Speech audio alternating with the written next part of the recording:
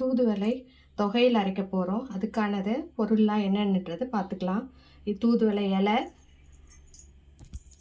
உளுத்தம்பருப்பு, புளி, மிளகாய், இஞ்சி இது எல்லாத்தையும் எண்ணெயில் வதக்கிட்டு அதுக்கப்புறம் இதையும் இலையும் போட்டு வதக்கிக்கணும். இதில் தொகையிலும் செய்யலாம், நீங்கள் அடை செய்து சாப்பிட்லாம், அதுக்கப்புறம் சூப்பு வச்சு குடிக்கலாம், எல்லாம் செய்யலாம். இன்றைக்கி நம்ம தொகையில் தான் அரைக்க போகிறோம்.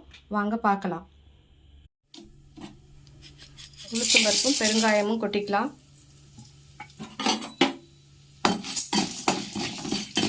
பொன் வறுவலாக வறுத்துக்கணும்.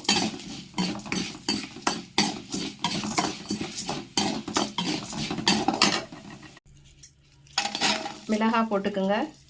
மிளகாய் போட்டுக்கலாம். மிளகாய் போட்டுட்டு அதையும் வறுத்துக்கணும். அதோட இஞ்சும் சேர்த்துக்குங்க. இஞ்சும் சேர்த்துட்டு வதக்கிக்கணும். உங்களுக்கு பச்சை மிளகாய் தேவைன்னா அந்த பச்சை மிளகாய் போட்டுக்கலாம். நான் இன்றைக்கி காஞ்ச மிளகாய் போட்டுனேன்.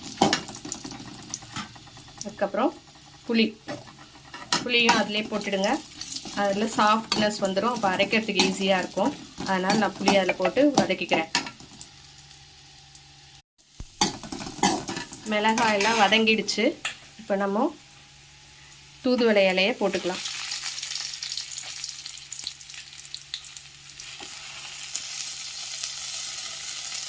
இலையை போட்டு அதையும் நல்லா வதக்கிக்கணும். அதையும் நல்லா